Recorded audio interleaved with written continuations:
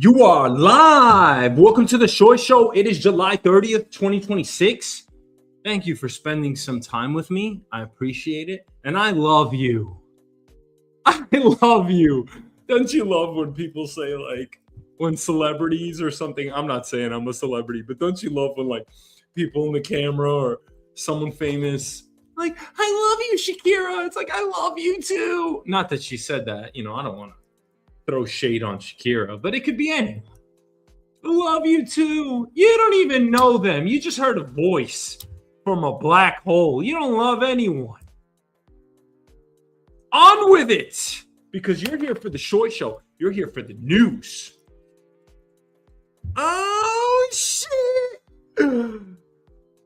Zohran Mamdani, you are not the father. No, it has to be more dramatic. Zohran Mamdani, you are not the father. No, how does Maury do it? In the case of attending the 9/11 ceremony in 2026, Mayor Zohran Mamdani, you are not the father. And then the shriek from the audience. You're really waiting as much as you are for the answer as you are for the shriek. Just so you know. I mean, I am. But what do I know? I'm just sipping my Pellegrino over here. Mr. Zohran, you have upset the Jewish community and they want nothing to do with you. Now, Zohran Mamdani has confirmed that he will attend New York City's 25th anniversary, September 11th memorial. And this is despite mounting backlash. More than 17,000 people have now signed a petition using organizers to bar him from attending. They are arguing, they signed that petition declaring that the mayor should not be present at one of the most important memorial events in the country. Now, why are emotions running so high? Part of it goes beyond this ceremony. Over the past several weeks, Mamdani has faced criticism on multiple fronts. There was the controversy surrounding the makeup of his Judiciary Advisory Panel, which we covered. His exclusion of Jewish members on that panel. His administration later added Jewish members to the panel following the backlash. Then there was the fatal stabbing on Manhattan's Upper West Side, which reignited debates over public safety and city leadership. Whether those issues are directly connected to this controversy or not, they probably are. They directly contributed to this political environment. That's why it's tough to be a mayor anywhere, much less New York City. Wah! Now, all of that frustration is colliding with the upcoming 25th anniversary of September 11th. Mamdani says he will attend to honor the nearly 3,000 victims, the survivors, the first responders, and anyone else whose lives were forever changed by the attacks. He says the city should never forget what happened that day. People who are survivors of 9/11 are calling on you not to go to 9/11 memorial services. I wonder how you feel about the fact that they're trying to keep you away. I will proudly honor the families, the survivors, the first responders forever impacted by that horrific terror attack by standing alongside them at this year's 9/11 commemoration, reaffirming that we will never forget the solemn day felt by all of us who call this city home and frankly by all of us who call this country home. Hi, Mayor. I was just wondering if you could also respond to Prime Minister Netanyahu's comments on Fox. I don't know if you saw them 24 hours ago or so, saying that you, in fact, were fomenting hate. It was brought up in the... Why are you mad at Zohran Mamdani? Why are you mad at him? Because you want to be mad at somebody? Go ahead. I like being mad at people sometimes. Not really, but you know, we all gotta complain sometimes. Look at this poor guy. Look, no excuses. This is the job. I'm not making any excuses for this man. I mean, you are the mayor of New York City. You got to put up with this type of shit. But yeah, man. I mean, you denounce Netanyahu, as he should. I think every person in this world should denounce Israel and Netanyahu. But you denounce Netanyahu, whoever's pro-Israel is going to be upset about that. Again, 1/8 of New York City is Jewish. I'm just saying that you have to account for the backlash. There's a fatal stabbing on Manhattan's Upper West Side. It's just a confluence of events, and you have to take it all into account. He's the quarterback, remember? Now, he says he will attend, but 17,000 people said nay. Stay away, because you actually don't appreciate the representation of the Jewish community here in New York City. That's why you've been so exclusionary. That's why you've been anti-Israel, anti-Jewish. Do you think Mamdani is doing that? I don't think he is. I think he's calling a spade, and he's one of the few leaders out there that actually has a spine in doing so. But this isn't just a handful of angry people. What does 17,000 signatures tell you? That tells you that people organized. I mean, that tells you that people are actually upset. Now, there are numbers out there that reflect that 40% of the Jewish cohort actually voted for Mamdani, and now they're being ridiculed on the internet for doing so. Should the mayor of New York City attend the September 11th ceremony simply because he's the mayor? Has that become part of the office itself? Of course it is. He has a right and a duty to attend all of these events. So then why didn't he attend the Israel Day parade? And again, I agree. I agree how he protested there. He made sure that it was safe and secure. But earlier this year, if you recall, he actually didn't attend. And again, he was criticized for it. So a lot of this is, hey, I'm not going to promote anything Israel because of what they're doing today in committing a genocide. I don't think he's wrong there. I think, actually, let me be binary here. This is black and white to me. You cannot support Israel in any way, shape, or fashion today. It is essentially, and I wasn't born back then, but it is essentially supporting a Nazi Germany. People that hate, people that are just so wrong. They're just so off sides. You almost can't even begin to discuss it anymore. I mean, I personally, when I come into contact with one of these videos anymore, which is on a daily basis, I don't even know what to say anymore. I'm actually speechless. And I'm never speechless. Or can public opposition become so strong that tradition should give way? Of course it shouldn't. He has every right to attend this ceremony. He is the mayor of New York City. He can attend, he can choose not to attend. Even if it was 50,000 signatures. I'm not saying that he shouldn't care about this. Again, what did he do, right? He backtracked. He actually added Jewish members to the advisory panel for the judge selection committee. So he is correcting what he thinks is wrong. And I think a good leader does so, right? Mamdani's not going to be right about everything.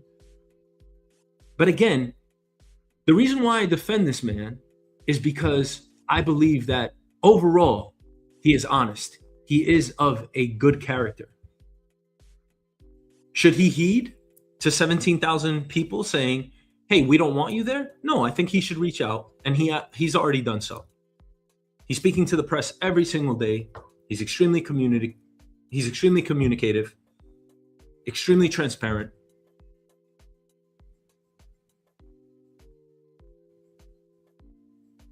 And yes, I think he should attend the September 11th ceremony. It's very important here in New York City. Most New Yorkers are pretty jaded, right? We kind of forget about it, but they always put the lights up every year.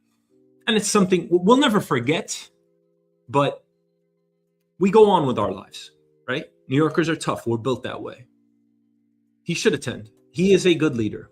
I don't think any of this slander against him, saying that he's anti-Jew, is correct. I don't think there's any truth in it. And I actually don't think he's even shown once that he's anti-Jewish. He's anti-genocidal. And if you have a problem with that, you're probably one of the people that says Palestine doesn't exist or doesn't have the right to exist. So be damned with your opinion. You're right to one. You have a right to one, but your opinion be damned. All right, next topic.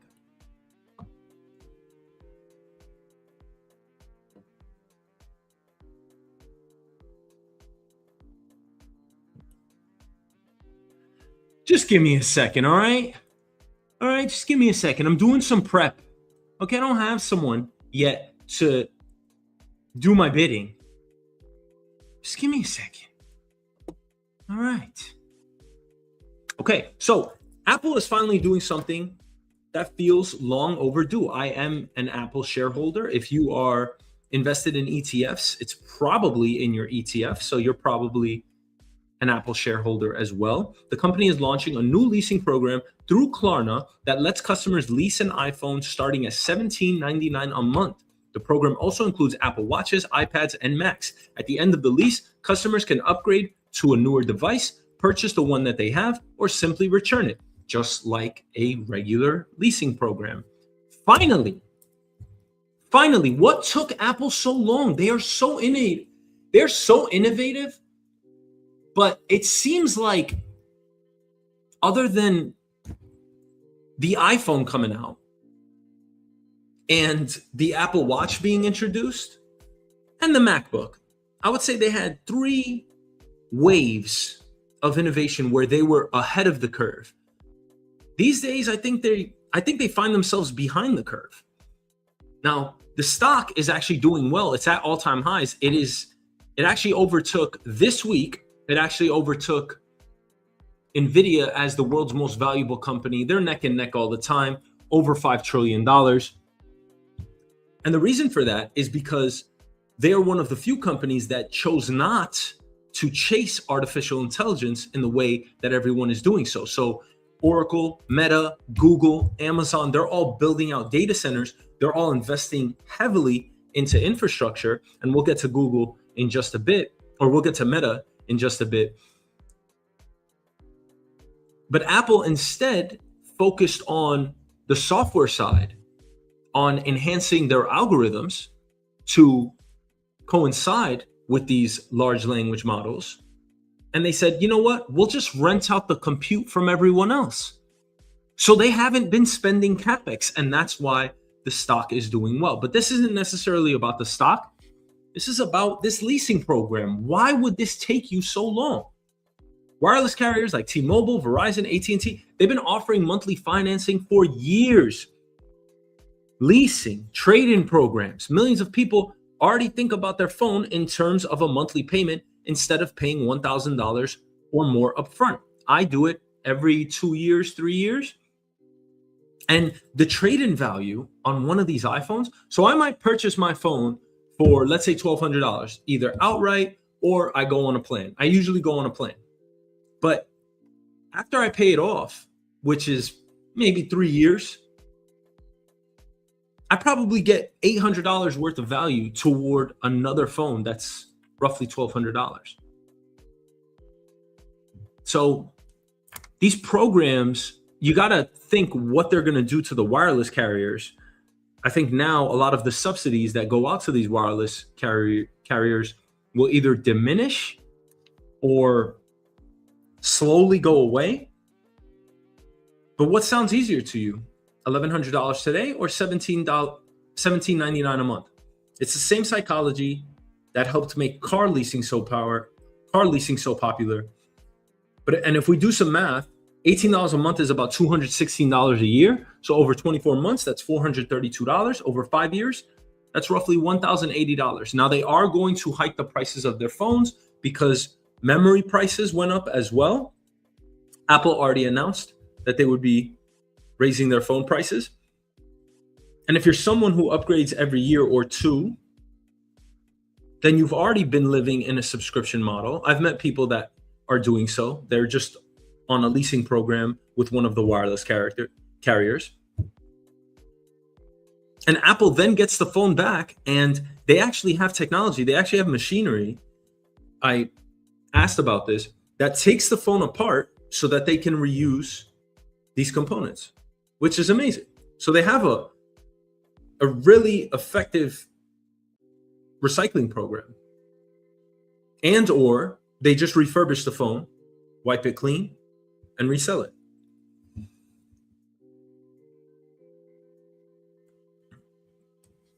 So now Apple can potentially earn revenue from the same device twice. This goes into their investment thesis. I'm just asking why it took so long.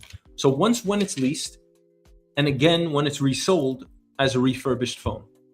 Then there's the ecosystem. If you're leasing your iPhone directly from Apple, you're more likely to keep paying for iCloud, Apple Music, Apple TV Plus, Apple Care. So now you're giving money for services. One thing worth pointing out, for people who keep a phone 5 or 6 years, buying outright may still be the less expensive option.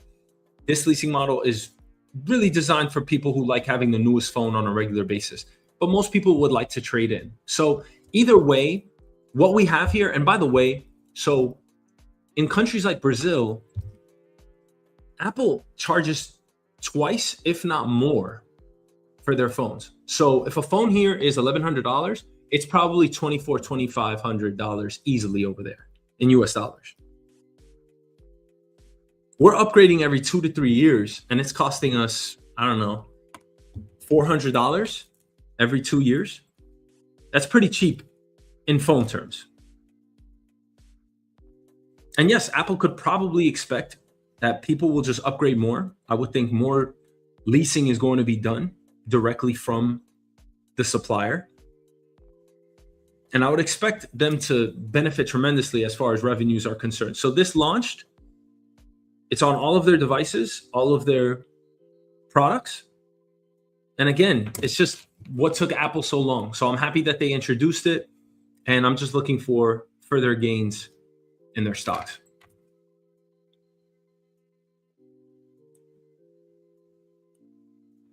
All right, next topic.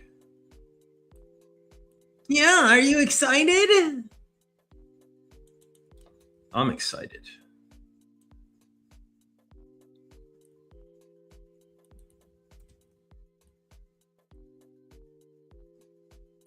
Yeah. All right. So I've been trading for 20 years now. And Wall Street is now preparing for a new type of future. A future where artificial intelligence doesn't just analyze your stocks. If you aren't using AI to analyze your stocks, I suggest you do. Jump into one of these LLMs and start asking it questions. But soon, actually today, it's already becoming more and more prevalent. It's going to be making trading decisions on behalf of all of us, and it's going to be executing them around the clock. It's only a matter of time before we have 24/7 trading.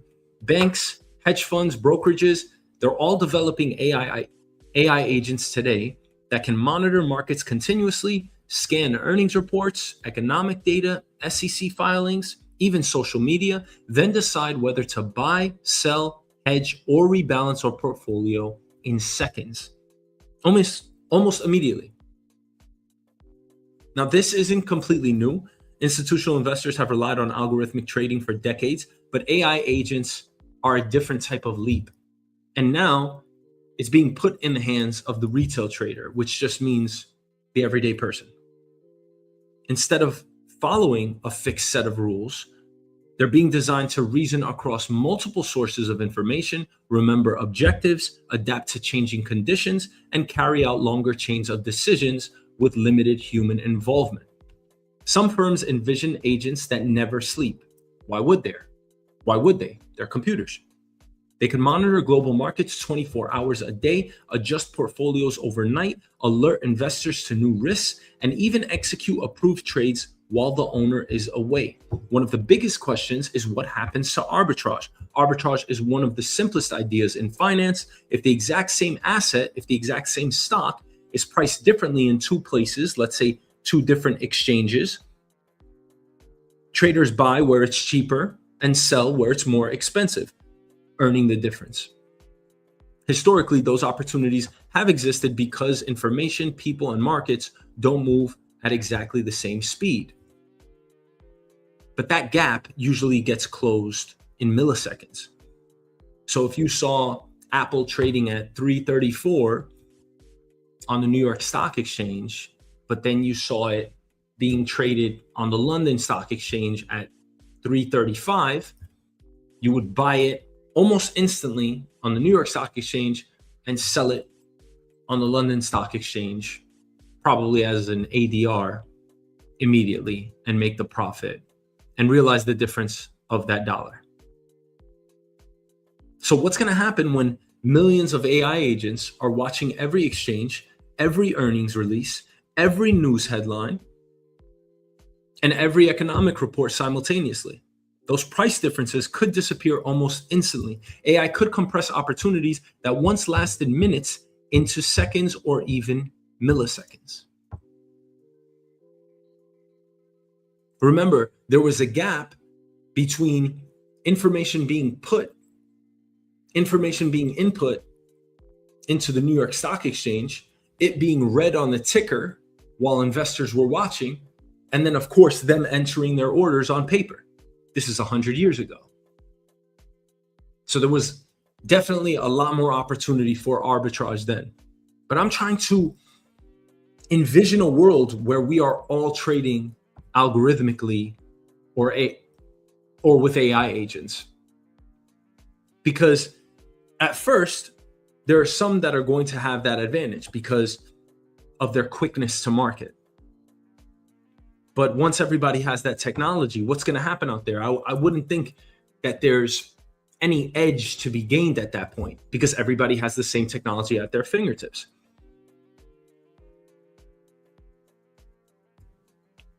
It raises another interesting possibility.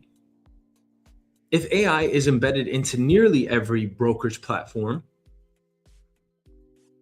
are we eventually going to have two different markets, people trading manually and people trading with AI?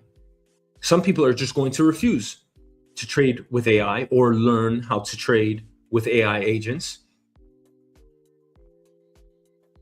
Or does everyone eventually end up using AI in some way, shape, or form, making it almost impossible to compete without it? I would think it's the latter.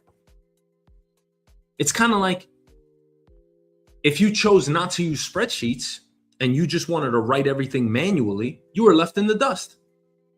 You were put out of a job. So I think this is going to be the bare minimum technology for trading going forward one day. And if everyone has access to roughly the same technology, does anyone really have an edge anymore? Or does the advantage simply move somewhere else? To whoever has better data, faster computing, or maybe better prompts and better models. That's always going to be a factor, right? You have to tell the AI agent what to trade and when, based on your objectives. Whoever's going to have the smartest model, the most logical model, maybe the most practical one. And I'm sure it's not always going to work in every single type of market because the market is forever changing. It's forever moving, of course, but it's forever changing. It always has a different identity. Yes, things are cyclical. Yes, we can look at history to understand how certain events unfolded, like recessions or depressions. But ultimately, you're always in a different market. This volatility that we see today in 2026, we've never seen before. It's a totally different market. That's why every year, all of these investors and hedge funds, they're always talking about what the new playbook is. What are people buying? Why are they buying it? What's the investment thesis behind putting your money into these investments? And it might sound a little cliche. It might sound a little generic, but it's really not. You really have to have a feel and a pulse for the market. What if AI agents can emulate that? That's all I'm saying. Markets have always evolved this way. Individual investors gave way to computers. Computers gave way to algorithms. Algorithms are now evolving into AI agents that can plan, reason, and act. And yeah, I trade every single day. I wish, and I monitor the markets manually. I set alerts manually. I have to get into this. I do my research with AI, but that's not enough. There are algorithmic tradings out there that have become billionaires. They have made trillions of dollars.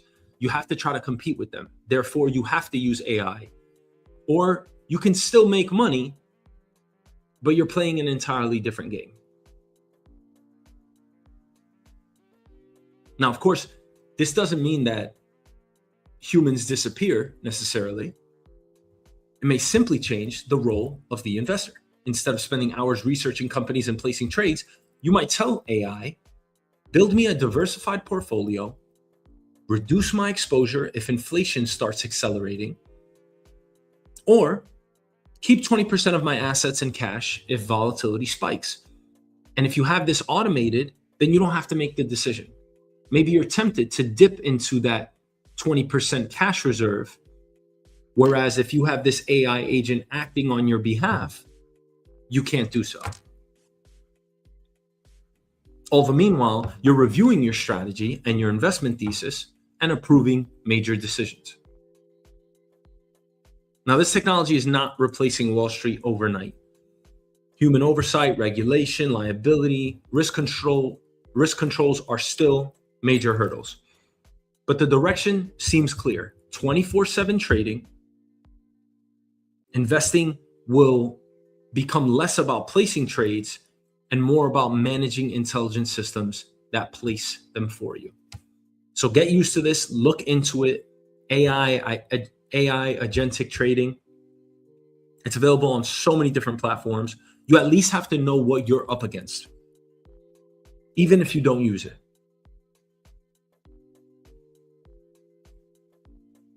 Because the biggest advantage is not going to be speed per se. It's probably going to be who builds, trains, or directs AI in the most efficient or most intelligent way possible. And how do you feel about this? I mean, I think it's inevitable. So you kind of got to bite the bullet here. I don't think it's a bad thing, but it is a new way of trading that all of us have to learn and relearn. Would you trust AI agents to manage your investments? Or would you still want to make every trade yourself? Remember, it's your money. So personally, I still want to make my trades. I don't know if I would be comfortable, maybe with a smaller account just to try it out, but I don't know if I'd be comfortable telling an AI agent, here's my investment thesis, invest based on these core tenets, and then I'd have to monitor that for maybe, I don't know, 2 years. I'd have to see some historical data to be able to believe in it. But this is coming, and we really have no choice. Now, I'll read this to you. You see this all over X. A guy from Ohio built an AI trading bot that made over $1 million in crypto markets. Yeah. 2 full years of consistent profits, not luck, not hype, just pure alpha. That's just anything over what the S&P 500 or a benchmark index provides you. So if the S&P 500 makes 10%, your alpha, and you make 15% in that given year, your alpha was 5%, 15 minus 10%. People are always going to say this, but these are the... Every day getting harder to find. Everybody jumping out of their mind. Everybody going out of their skins. But this is what they're talking about. Yeah, so AI just recognized, oh, Bitcoin went up 3 straight candlesticks, so then I bought it. And then it went down 4 straight candlesticks, and then I sold it. I mean, it's not going to be this easy. And in all likelihood, what I'm thinking here is, again, if everybody has access to this, if this just becomes normal, and it probably is, it's already normal on Wall Street, right? The institutional investors, not all of them, but a good number of them already have algorithmic trading in place. High frequency trading, HFT, they've been doing this for 25 years, and they're making some serious money. But then who has the edge, right? If we're all utilizing this, who's going to have the edge? And at some point, it's probably going to be easy to manipulate, because the more information you put out there, whatever information is being fed into the World Wide Web is being scraped by the LLMs. If you're so it starts with raw data, right? That's why data is so important. Big data, right? Now you got to tell a story. You got to make the data make sense. That's what all of the LLMs do. The LLMs are taking the LLMs. So you start upstream with all of the data. The LLMs take that data, they transform it, they tell a story, and then they wait for your prompt. So you then send the LLM, you send AI a prompt, and you say, hey, build me this portfolio based on XYZ. I want the companies to have virtually no debt. I want the companies to pay a dividend. I want their last 8 quarters of revenue to be increasingly positive. I want market caps of over $50 billion. Now, this is just a traditional stock screener. There's nothing intelligent about that. But now if you tell it to trade based on volatility or some economic indicators, now we're talking about AI trading. I don't know if I'd invest it. I don't know if I would trust an AI agent to just take off to the races with my money. But I think we should all be trying this with a small amount. I don't know, maybe you put $500 into account. Maybe you put $500 into an account and you say, AI, this is my investment thesis, and you let it trade for you.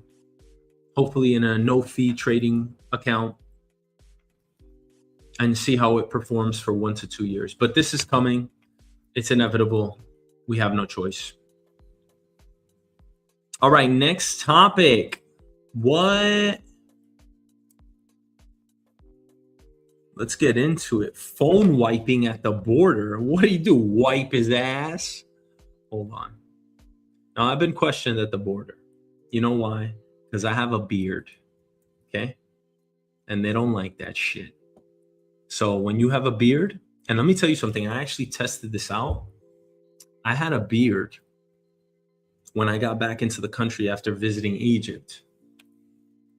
And they were like, oh, hey, just want to, he was being real friendly with me.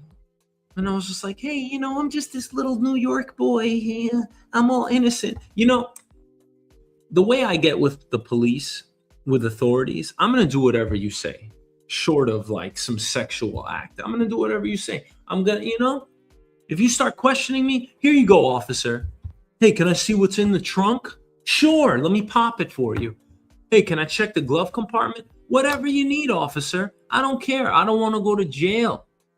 All right? Then you watch these people on X, on social media, and they're just baiting the officers. I'm so far from that.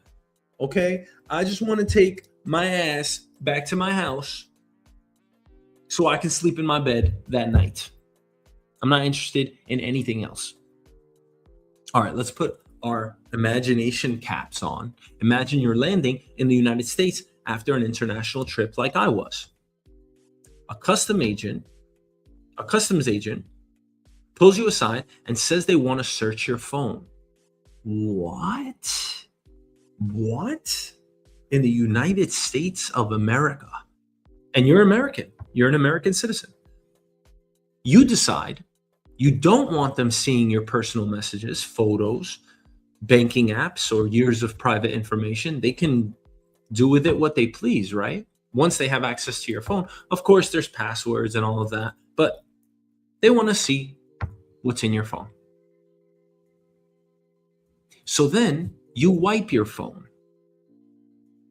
Do you think you can be prosecuted for that? If you answered yes, you just won $1 million. I'm kidding. But believe it or not, that's at the center of a real federal case. So according to prosecutors, a U.S. citizen arriving back in the country was stopped by Customs and Border Protection. Officers wanted access to his phone to check his social media. And instead of unlocking it, They say he entered what's known as a duress password on a Graphene OS phone, a security feature designed to immediately erase the device instead of unlocking it. Genius. Federal prosecutors aren't arguing that wiping your phone is illegal by itself. They're arguing something different. They say that once agents had begun trying to seize and inspect the phone, wiping it amounted to destroying potential evidence and obstructing a federal investigation. The defense says, of course, this is about privacy. They argue Americans shouldn't face criminal charges simply for protecting the contents of their own devices. And that's where things get pretty interesting. How much privacy should you expect at the border? And this is where, I mean, y'all, like, we either have freedom of speech or not. Are you kidding me? I couldn't even believe this story. So this guy, right? This guy comes back.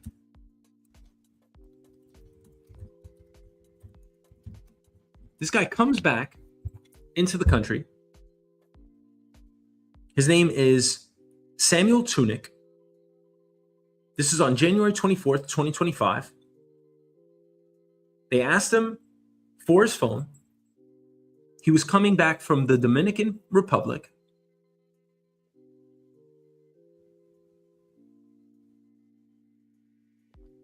And federal prosecutors brought a first of its kind obstruction and property destruction indictment against him for allegedly destroying evidence to prevent its seizure. This carries a sentence of up to 5 years in prison. Tunick's attorneys are fighting the charges, arguing that the government overreached, violating Fourth Amendment rights, and conducted an illegal fishing expedition without proper suspicion.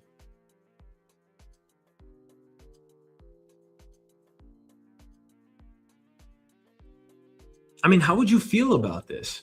And again, this has actually happened to me. Do you have the right to refuse a phone search at the border? That's where we've gotten. You think it's a coincidence that this is happening under Trump's administration? Come on now. I actually have a friend, and this kid, like, he's a student. He's 21 years old. He's here on a student visa. And he loves talking politics. He loves it. But when he does, two things happen. Number one, he whispers to me because he knows that the phones are listening and our devices, right? So he's already extremely scared and paranoid, as he should be. And number two, when I ask him, hey, why aren't you a little bit more vocal about this? He's like, dude, I can't. I feel like I don't even belong here. He's going to Columbia University. I mean, I'm not saying that he's smart or anything, but the kid's going to school here. He's doing well. He's contributing to our economy, our society. But he feels like he can't vent his frustration on certain matters of which he's from. He happens to be Afghani. And he hates the system and the government of Afghanistan. And he wants the US to do more, but he says there's a lot more to be said about the story. He tells me stories about how the Saudi government is involved. He tells me all types of stuff. Now, I feel empowered to do so because I was born and raised here. But maybe I shouldn't. You know, a lot of my loved ones, they ask me if I could ever get in any trouble with what I'm reporting. And what I'm doing is essentially innocuous. But what I am doing is challenging the status quo. I'm challenging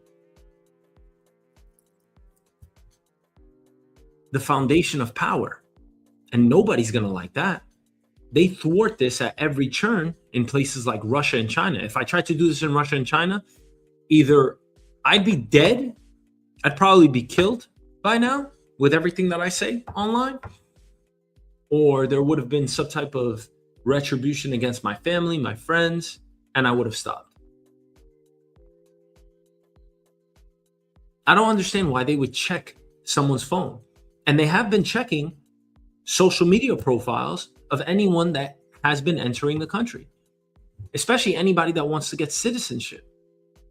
If they have any concern, any suspicions that you might be doing something on social media, they make sure to check it. Is that the country that we want? So I come back to this every single time. When we talked about Jimmy Kimmel, when we talked about Stephen Colbert, do we have freedom of speech or not? You're checking our phones to see what we said about what? About the government? And then there's going to be people that are going to sit there and say, oh, well, if you disparage the government, if you say anything negative about the government, you don't deserve to be here. Really?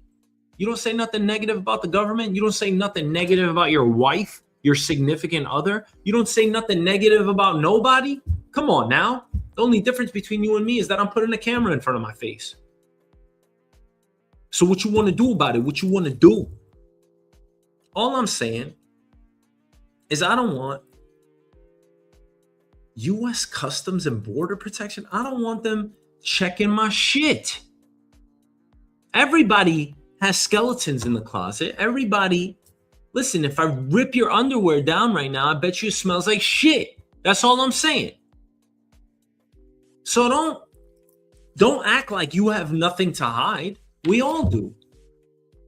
I'm not doing anything devious as far as conspiring against the government, but I have my own fucking opinion. And I want to express it because I'd like to right any injustice that I see. There's a lot of things that I disagree with. Plus, politics fascinates me. That's why I discuss it. This is bullshit. Now let's stop mincing words. This is bullshit. Why the fuck would border agents have access to your entire digital life?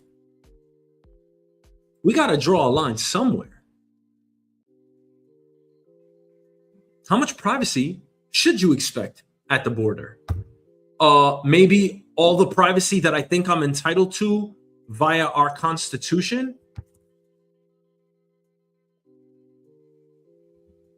Most Americans assume the Fourth Amendment requires a warrant before the government searches your phone, but border crossings are different because courts recognize what's called the border search exception. And that gives customs officers broader authority than police normally have inside the United States. So just because you're crossing international borders, it's like you're neither here nor there, and now the lines become blurred.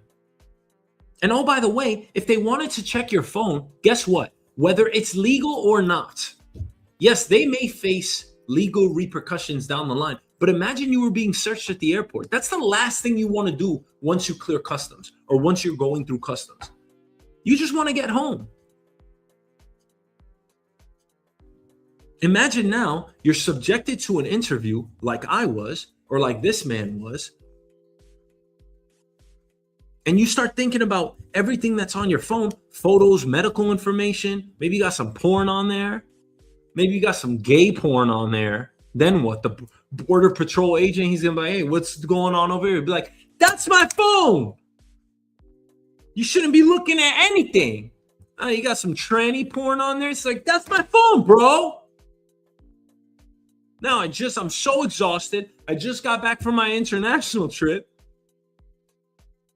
And now you're saying I have fucking tranny porn on my phone. What's wrong with you? What's wrong with me? What's wrong with you? This is bullshit. This is some crazy shit, man. They're checking our phones? You know what boggles my mind? A lot of shit. But it's like, this Trump administration wants us to be so patriotic. They're like, yeah, I'm proud to be an American, right? Don't they play that song? I'm proud to be an American, and I do, right? It's a little catchy, I guess. They want you to be proud to be Americans. They want Americans to enlist in the military. E pluribus unum. They want us to recite the Pledge of Allegiance. They want us to be as American and as patriotic as possible. Okay, I'll give you that. I'm good with that. Fine. I'm not agreeing or disagreeing. I'm totally fine with it. I agree. How about that? But then it's like, what the fuck does it mean to be American again? And by the way, this is why a lot of people oppose the national anthem. This is why you have the Colin Kaepernicks of the world. They were taking a stand. And I don't think he was doing it in a disrespectful manner. Most time, I mean, he kneeled or he was standing and, you know, maybe he was being a little disrespectful, but there was a point to be made there. He wasn't trying to be disrespectful. He was just trying to protest. Now, this isn't about Colin Kaepernick. But what does it mean to be an American if we don't have American rights, if we don't have actual American rights? Because every time I look to the Constitution, it's being torn up one way or another. It's being manipulated. It's being exploited. The Trump administration says one thing and does another. They say follow it here, but we're not going to follow it there.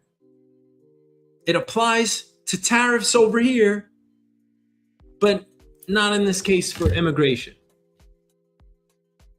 Hey, we don't like cancel culture. It's bullshit. It's anti-American. It's anti-freedom of speech. Yet we're going to cancel and leverage the FCC because that's a governmental organization to make sure that nobody says anything bad about the government. I mean, it's not even that it's a double standard. It's a walking, talking contradiction. How can I possibly have respect for anybody governing in that manner? Anybody in the government. It's not that you could just see all my information. It's the question is very simple. What is the premise here?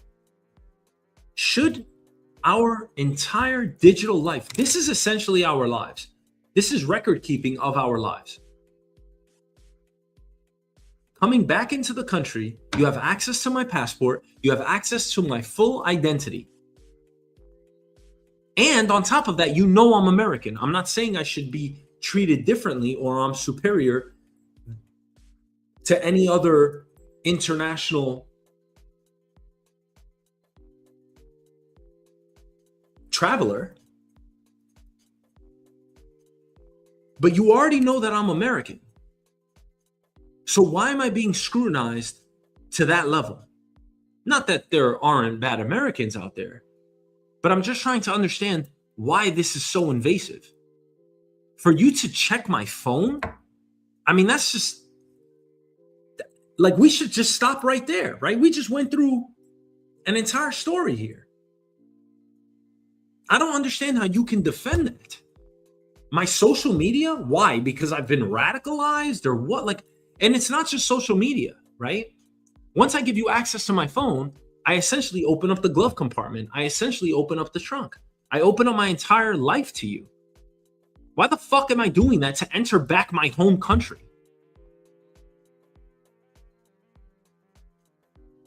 And what exactly are you interested in knowing about? Is it private conversations with my family? Do you want to see my business documents? Are you trying to verify what I just told you? Or what I just told the other agent as far as what I was doing on the trip, business or leisure? This shit is crazy. And again, I've been subjected to one of these interviews and it gets very invasive. And he came off very nice to me. And guess what? I was nice as well. I was a little bit miffed. I was a little upset because I was like, damn, this is bullshit.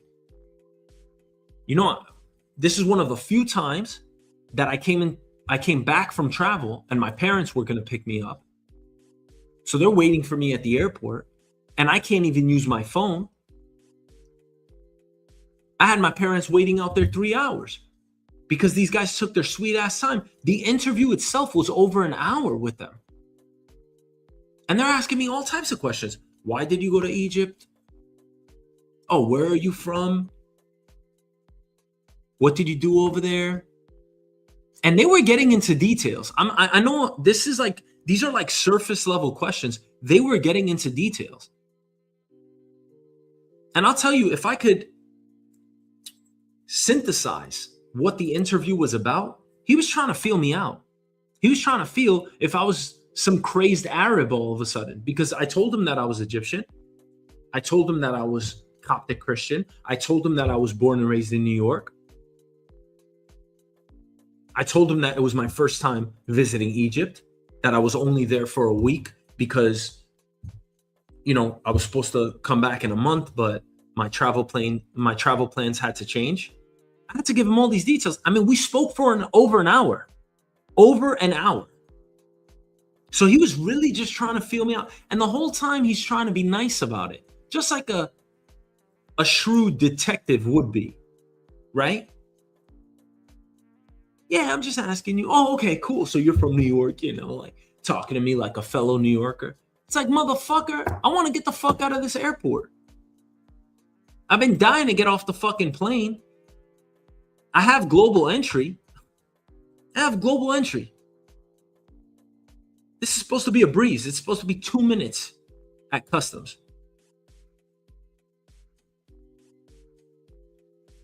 And now we're doing this to everyday Americans, it seems like. It seems like I wasn't one of the edge cases. So even if you've done absolutely nothing wrong, I mean, seriously, what are they going to start doing? Checking our location history? Even if you've done nothing wrong, would you feel comfortable handing your phone over? I wouldn't, because it's the principle, right? It's like, what the fuck? Where the fuck? Listen, if somebody asked me for my phone, they didn't ask me for my phone at JFK. But if they asked me for my phone, the first thing that would go in my head was, am I fucking American? This is almost traumatizing. Yeah, well, you're traumatized. Hey, go to therapy, betterhelp.com, plug. I tried betterhelp.com. You know what happened? The therapist fell asleep on me. I was like, damn, woman. I know we all got long days. I know my life may be boring to you, but come on, get a grip. Go get some coffee or something. I'm pouring out my life, my emotions. I saw her dozing off. Betterhelp.com, my ass.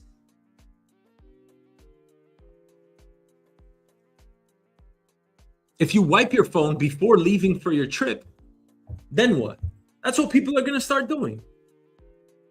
That's what you do when you watch porn, right? You erase your browser history. People are just going to erase their phones before they get on planes. There's a way around it. Then what are you going to start checking for? If we actually wiped our phones? This shit is crazy, man. I mean, seriously, the Supreme Court really has to look at this because this is crazy. Why would my social media, why would the contents of my phone interest you? And oh, by the way, it doesn't stop there. This shit is so pervasive. Yo, the government doesn't give a shit. They'll tail your ass. They tailed one of my friends with the FBI. They tailed another with the FBI. Yeah. They want to make sure you're not radicalized. You go to that part of the region in the world, which is sad. I want to fucking visit Pakistan. I want to visit Bangladesh. I want to visit India. I want to visit Iran. Once this whole thing boils over, I'd love to keep visiting that region. But once you do, you get a red flag. Your passport, sometimes they actually put a sticker on your passport. They have for me, which just means, hey, check this guy out once you land. What kind of shit is that? Now, if I was super white, I had blonde hair, would they have done that to me? I don't know, maybe. There's going to be some stereotypes involved, right? There's going to be some level of that. I expect that. I'm not even upset about that. I'm talking about the principle of checking our phones.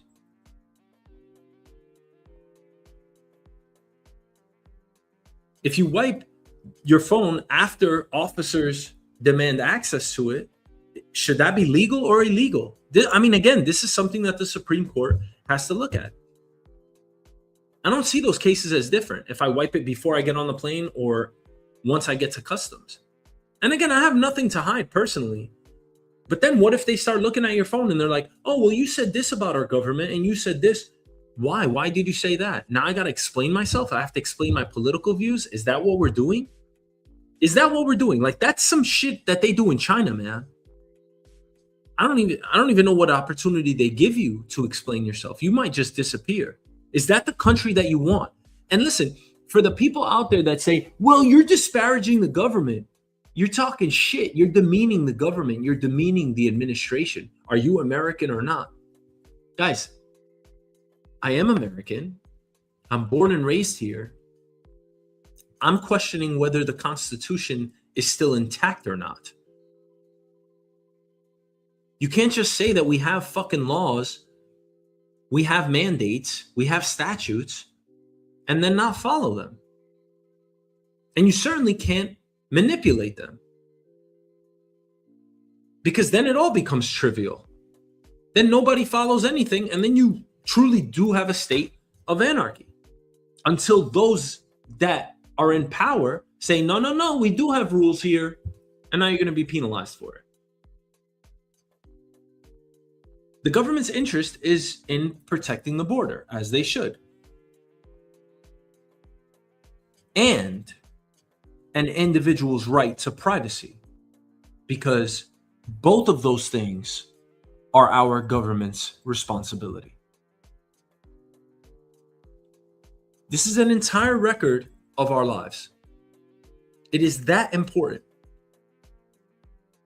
So we should watch closely the outcome of this case, because it's going to help define how much control Americans actually have over the information that they possess when they cross the border back into their own country. I mean, seriously, y'all. Like, we're either America or we're not America. It doesn't seem like America when it depends on the circumstance. But when we look at cases like this is not America.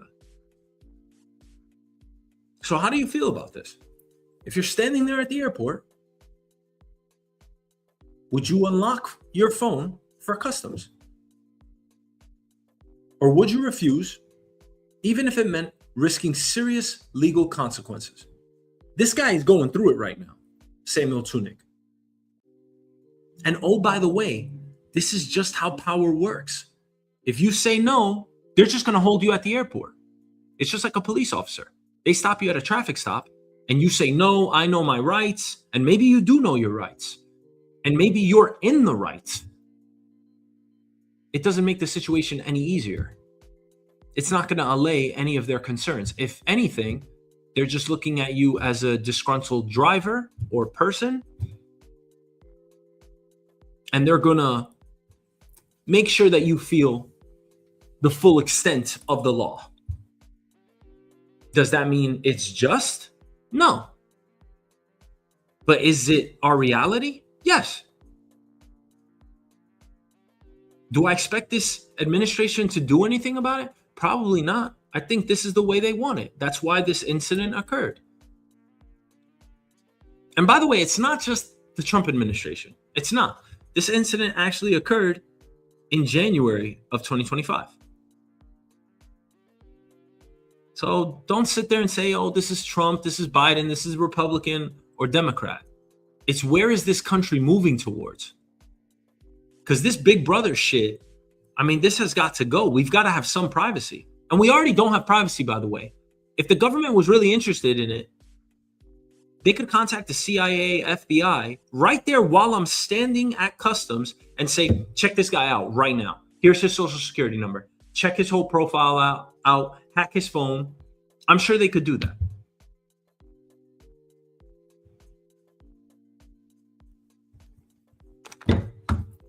I'm just waiting for the day that they say that that is within their right. Edward Snowden already exposed all of this. The spying, the manipulation.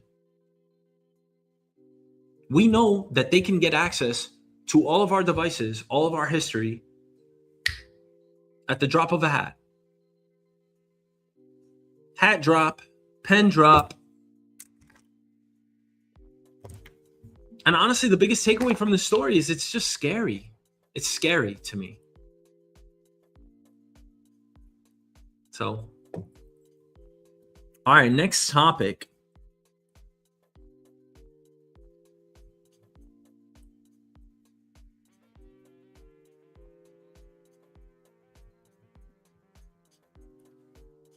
And this is a big one. This is a good one. This is a juicy one. This is a fat one. This is a yummy one. This is a big, fat, yummy topic.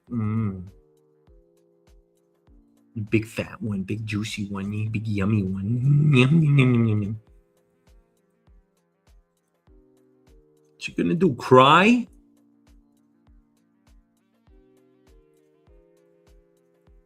FIFA, Momifa, banana, fana, for FIFA. Haven't done that since I was like 11 years old or something. FIFA, Momifa, banana, fana, for FIFA. FIFA, for FIFA. FIFA. So this might be one of the biggest stories in world soccer this year. How's that for a hook? Hook, line, and sinker. European football associations are reportedly saying enough is enough, as they should. This is how you protest. UEFA's 55 member nations, every single nation in Europe, have agreed that if FIFA President Gianni Infantino moves ahead with plans to sell part of FIFA's commercial business to private investors, they're prepared to boycott FIFA competitions, including the World Cup. Pen drop! Let's go! Let's go!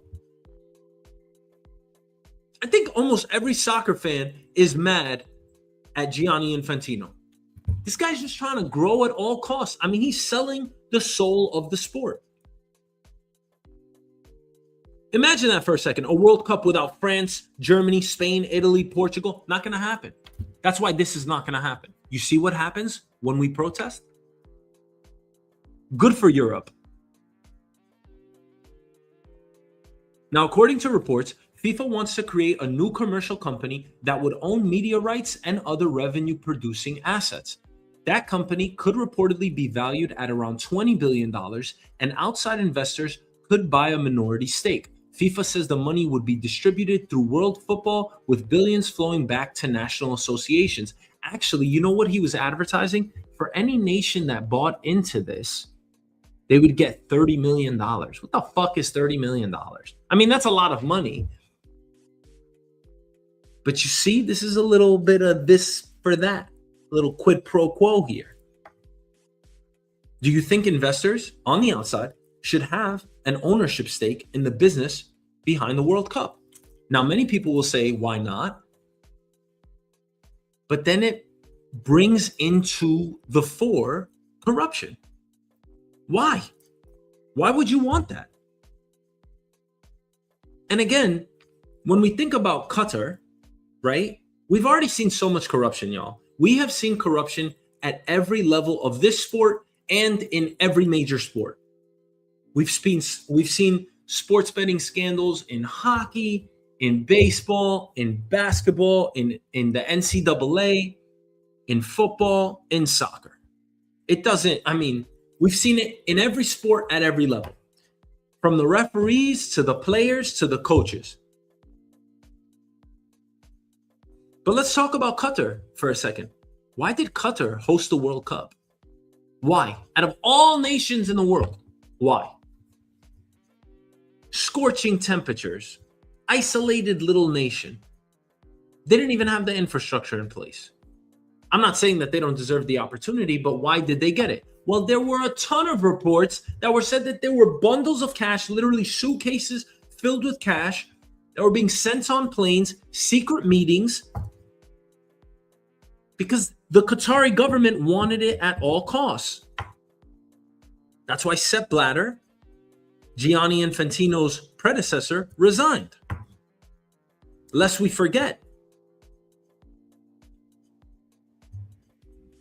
once outside investors come in, they're going to expect returns. What does that mean? That's why a lot of companies choose not to go public. They choose to stay private, like a Trader Joe's, because they don't want to be subject to investors' demands. Investors are going to want to squeeze out every penny, for the most part, in general, from the company. So if they see that you're investing in research and development or you're trying to pay your employees more because you want them to have a higher quality of life. They're either going to take their money and move on elsewhere to another company, or they're going to scrutinize you. And maybe there's a hostile takeover in which they have enough stock to vote you out of the board, vote you out of being CEO. That's the damage that one could expect by being a public company.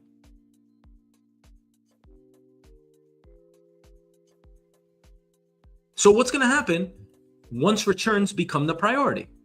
Do tournaments get longer? Probably. Because FIFA is not in the interest, it's not in FIFA's interest to have the best tournament. These guys want to make fucking money. Nobody gets up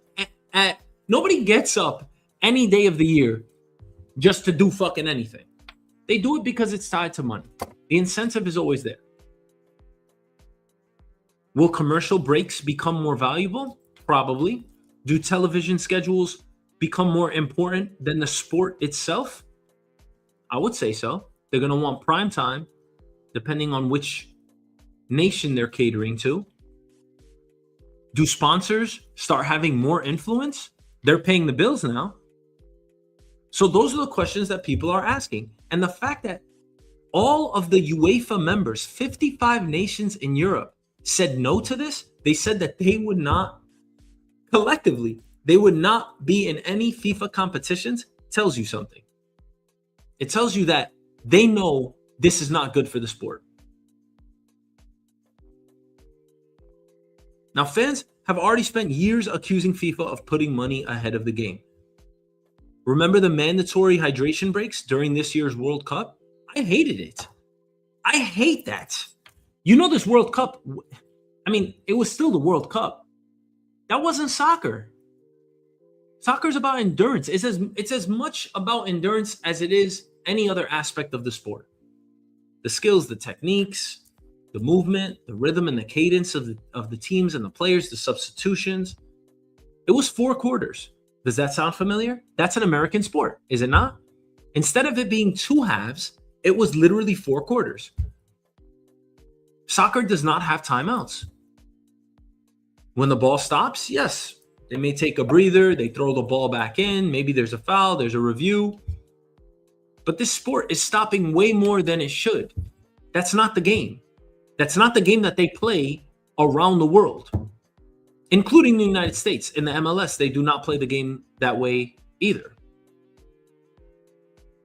Why do you think they had hydration breaks here? 2 reasons. They knew that the American audience would accept it. Therefore, the rest of the world just has to accept it. And number 2, money. It always comes down to money. Maybe number 1 is money, right? I like the continuous flow of the game. That's what soccer is. It's not that I like it. That is what soccer is. There are no breaks. You have to deal with that. That is battling adversity. 45 straight minutes plus stoppage time. Then you have a break, 45 minutes plus stoppage time. FIFA insisted it was about player welfare and denied it generated additional revenue. Yeah. So the companies, the sponsors that put up their commercials, they didn't pay FIFA? I mean, wow. You got to love Gianni Infantino. I mean, this guy's incredible.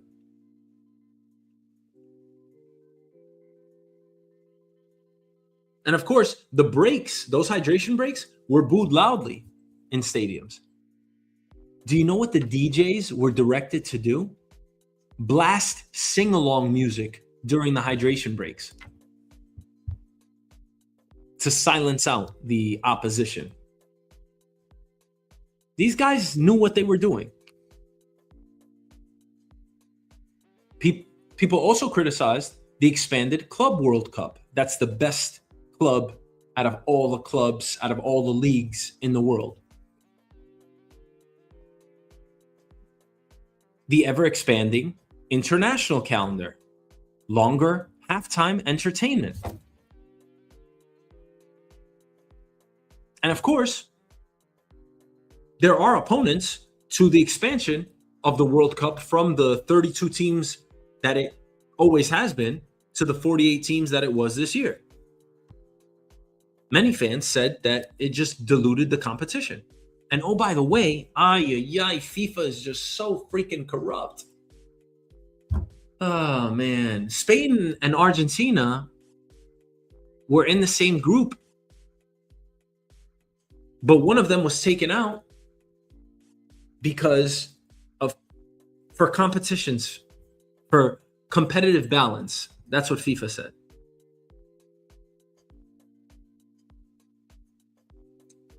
So whether you agree or disagree with those changes, there's a growing perception here that commercial interests keep expanding. And that's why I think these 55 UEFA members chose to boycott. They're saying that the proposal has gone too far. And their position is pretty simple. The World Cup shouldn't become a private investment product. They should just organize the games that fans love to watch and see, the beautiful game, and maintain trust in refereeing, in competitive balance. But we've seen enough out there that we have our doubts. Soccer has lived through countless corruption scandals. FIFA executives have been arrested, officials have been banned, multiple investigations have rocked the organization over years. So when people talk about billions of dollars, private investors giving nations back $30 million to incentivize them to allow private investment, of course, everyone's asking, who's benefiting here? What are you saying, that this is innocuous and it's for the betterment of the league? How so? Aren't you just giving a certain few that actually have the money to invest in FIFA? I mean, you're not making it public for everyone to invest. You're just going to go to a couple of private equity firms, some venture capital funds, and they're going to invest the money. So who has the power? Who makes the decisions? And who's protecting the game then? Because that's what FIFA is for, right?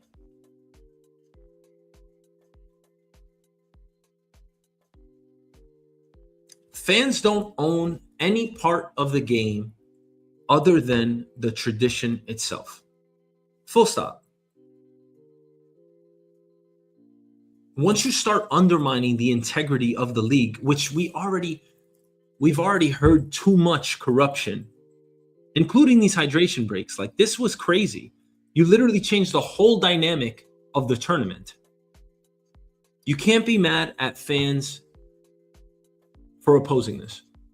And again, this is fantastic that UEFA actually stood up to this, because Gianni Infantino, I mean, this is nothing more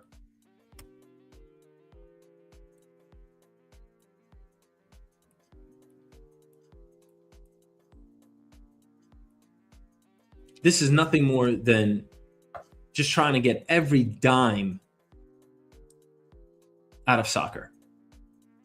Fans don't like it. They've rejected it, and I think they're all going to follow suit. I think the fans are going to agree with whatever UEFA does. So thank you for watching, and I'll see you next time.